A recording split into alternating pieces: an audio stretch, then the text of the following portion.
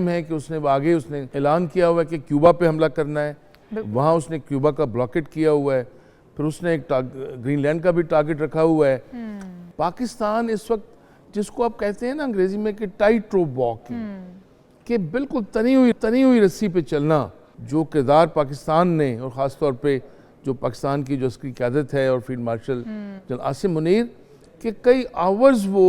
दोनों तरफ अमेरिकन जो भी कोई और मिसाल नहीं लीडरशिप के साथ भी और ईरानी लीडरशिप के साथ भी एंगेज रहे। देखिए मुझे ये दिखाई दे रहा है कि ये मुज़ाकरात जो अब जैसे आप बात कर रहे हैं जो इस्लामाबाद में होंगे, मुझे तीन जो बड़े फरीक कह लें, एक तो अमेरिका इसमें और ज़ाहिर ईरान और फिर पाकिस्तान चूँकि उसको होस्ट करेगा, तो मुझे किसी और मुल्क की शिरकत या शमूलियत उस अंदाज से नहीं दिखाई दे रही। उसकी वजह है, देखें खलीजी ममालिक में तो आपने देखा ज़्यादातर ममालिक वो हैं जिन पे ख़ुद ईरान ने भी मिज़ाइल भी उन पे दागे हैं, ड्रोन भी फेंके हैं, और वो एक तरह से कह लें कि जो प्रोवोकेशन हुई है, तो मुझे नहीं लगता कि उनमें से कोई मुल्क जो है इस अंदाज से ज़्यादा जो अहम आप कह लें यही दो बड़े ममालिक बैठेंगे, अमेरिका और ईरान। ज़ाहिर है कि ये एक अपॉर्चुनिटी है, 2 वीक्स का पीरियड है, और अभी ये जंगबंदी जो है वो आर्जी है। दोनों अपने आप को वे करेंगे कि दोनों ने क्या खोया है, इसमें क्या पाया है। मुझे लग ये रहा है कि अमेरिका में भी चूँकि एक प्रेशर, एक दबाव है, वहाँ की जो डेमोक्रेटिक पार्टी है उसका भी और जो क्रिटिक है वहाँ पे, और अमेरिका जो है वो भी ज़्यादा वक्त के लिए नहीं रहना चाहता इस खिते में। और ट्रंप के जो और अज़ाइम हैं कि उसने ऐलान किया हुआ है कि क्यूबा पे हमला करना है, वहाँ उसने क्यूबा का ब्लॉकेट किया हुआ है, फिर उसने एक ग्रीनलैंड का भी टारगेट रखा हुआ है। फिर दूसरा जो कई बार वो कह चुके हैं अब नए हुर्मुज़ के हवाले से कि वो अगर ओपन होती है और ये जो पूरी दुनिया मुतासिर हुई है, उसके बंद होने से दुनिया की जो इकॉनमी और ट्रेड है, और फिर ख़ास तौर पे मैं कहूँगा कि ये जो इस खिते में एक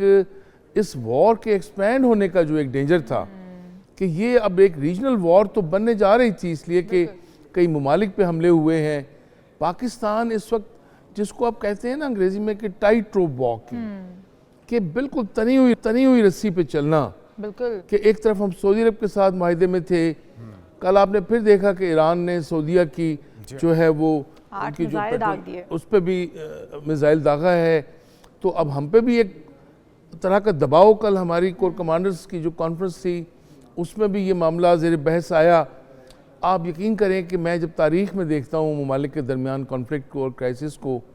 इतना डेलिकेट कह लें, इतना कॉम्प्लेक्स, ये तारीख़ में मुझे कोई और मिसाल नहीं मिलती। और डिप्लोमेसी के हवाले से भी मैं कहूँगा कि जो किरदार पाकिस्तान ने और ख़ास तौर पे जो पाकिस्तान की जो उसकी क़यादत है और field marshal general Asim Munir के कई आवर्स वो दोनों तरफ अमेरिकन जो भी कोई और मिसाल नहीं लीडरशिप के साथ भी और ईरानी लीडरशिप के साथ भी एंगेज रहे, और जिसका नतीजा आपने देखा कि दुनिया तो ये देख रही थी कि शायद अब जैसे ट्रंप ने ऐलान किया है और जैसे ही वो डेडलाइन ख़त्म होगी तो ईरान पे फिर एक गोला बारूद की बारिश जो है। बिल्कुल डॉक्टर साहब, और अगर ये ना होता तो शायद पूरा मिडिल ईस्ट जो है वो इस जंग के अंदर धकेल दिया जाता, डायरेक्टली या इनडायरेक्टली, क्योंकि जिस तरह से कल सऊदी अरब के साथ हुआ, जिस तरह से उनके ऊपर अटैक हुआ, तो उसके बाद तो फिर ये लग रहा था कि अब तमाम ममालिक इस जंग के अंदर कूद पड़ेंगे। अच्छा, अगर हम अबनाए हुर्मुज़ की बात कर लें, जो कि डोनाल्ड ट्रंप पहले तो ये कहते रहे कि अबनाए हुर्मुज़ जो है वो चंद घंटों में खुलवा सकते हैं, उनके बाएँ हाथ का खेल है और वो खुलवा भी लेंगे, लेकिन उसके बाद हमने देखा कि उन्होंने खुद ही बैकफुट पे जाना पसंद किया और उन्होंने कहा कि जी अबनाए हुर्मुज़ जिसको खुलवानी है वो खुद खुलवा ले, जहां जिसको इससे फ़ायदा हासिल होता है, मेरा कोई लेना देना नहीं है इस बात से। लेकिन अब इसी शर्त के ऊपर जंगबंदी हुई है 2 हफ्तों के लिए कि अबनाए हुर्मुज़ खोला जाएगा। आपको लगता है कि ये अबनाए हुर्मुज़ 2 हफ्ते के बाद अगर खुदा ना खास्ता फिर किसी किस्म की शरारत की जाती है, क्योंकि इजराइल कभी भी नहीं चाहेगा कि ये जंग यहीं पर ख़त्म हो जाए, क्योंकि उनकी बका नेतन्याहू की इसी में है कि ये जंग यूं ही जारी रहे और इसी तरह से ईरान और गाज़ा के ऊपर अटैक वो करते रहे, तो क्या आप समझते हैं कि अगर 2 हफ्ते के बाद खुदा ना खास्ता कोई शरारत दोबारा होती है तो अबनाए हुर्मुज़ फिर से बंद कर दिया जाएगा और फिर यही एक वाहिद रास्ता भी है शायद ईरान के पास अपने आप को महफूज रखने का, अपनी बका की जंग लड़ने का? देखिए, मुझे ये दिखाई दे रहा है कि जिसको आप कहते हैं ना कि जो विजडम है वो प्रिवेल करेगी। ये जो 2 हफ्ते का वक्त है ये कोई थोड़ा वक्त नहीं है कि इसमें दोनों फ्रीकैन जो अपने अपने मुतालबात हैं, अभी आपने देखा कि पाकिस्तान ने एक मनसूबा दिया जो कि 2 दरजाती था कि शुरू में इनिशियली ये सीज़ फायर हो, उसको मान लिया गया। उसको देखिए दोनों फ्रीक ने माना है। ईरान ने भी उस पर आमादगी जाहिर की है और डोनाल्ड ट्रंप ने भी, तब कहीं जाके ये सीज़ फायर हुआ है। अब जो दूसरा फेज़, ईरान ने अपने 10 नुकात जो हैं इस सीज़ फायर से पहले पाकिस्तान को पहुंचा दिए और वो डिस्कस हुए हैं अमेरिकन के साथ भी। उनमें भी जो बयानात आए हैं अमेरिका की तरफ से वो यही हैं कि वो 10 नुकात इस तरह के हैं कि उन पे बात आगे बढ़ाई जा सकती है। इससे पहले आपने देखा कि पाकिस्तान की तरफ से या अमेरिका की तरफ से 15 नुकाती एक प्लान आया था।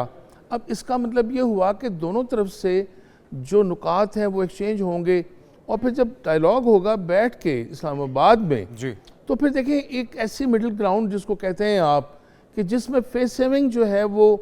ईरान की भी होगी और अमेरिका भी जो यहाँ से एक जिसको एग्जिट कहते हैं कुछ अंदाज से